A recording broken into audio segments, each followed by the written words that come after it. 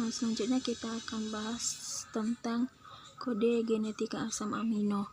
Nah, untuk kode genetika yang paling berperan di dalam kodenya itu adalah DNA dan RNA.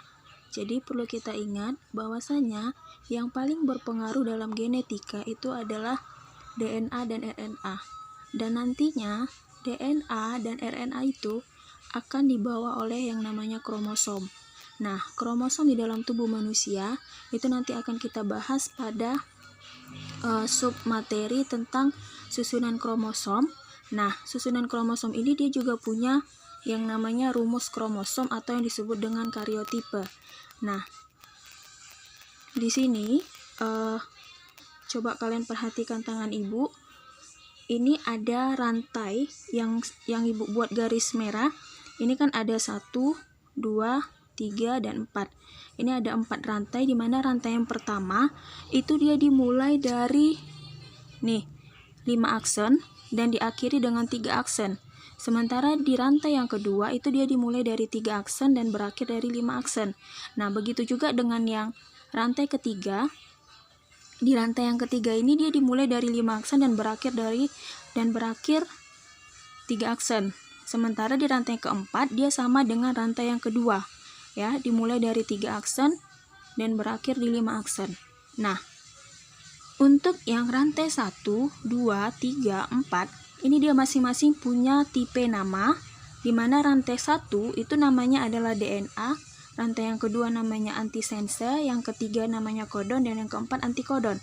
Nah, perhatikan di rantai yang pertama ini kan dia punya rantai awalnya dimulai dari 5 aksen.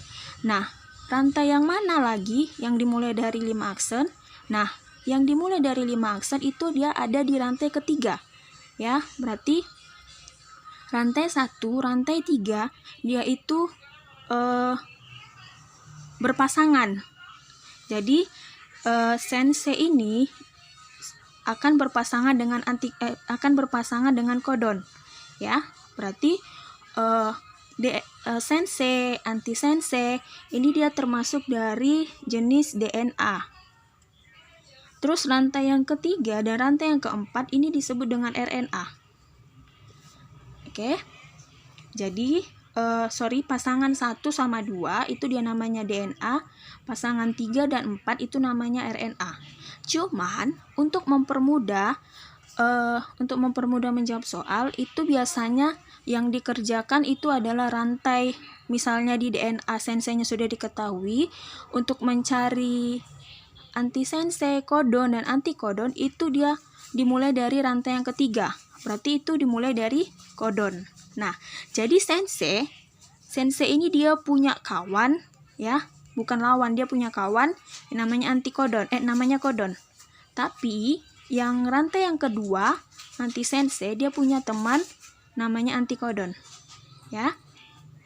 Nah, misalnya di soal di rantai yang pertama DNA sense-nya dia punya asam amino adenin, timin, guanin, guanin, timin, timin, adenin, sitosin, timin, sitosin, timin, adenin, guanin, timin, adenin. Nah, tolong perhatikan ya, ini rantai yang pertama. Nah, selanjutnya apa yang kita kerjakan, Bu? Selanjutnya kita kerjakan di rantai yang ketiga. Kan? Tadi kan pasangannya dia punya kodon. Berarti kita masuk ke kodon. Nah, kodon ini dia sudah bukan DNA lagi, dia sudah RNA. Jadi, dia punya aturan yang berbeda. Lihat ini. Untuk di DNA, dia punya aturan adenin itu akan dipasangkan dengan timin. Guanin akan dipasangkan dengan sitosin. Sementara di RNA-nya dia punya pasangan adenin itu pasangannya urasil, guanin pasangannya sitosin. Nah, ini ada notabene-nya, ya.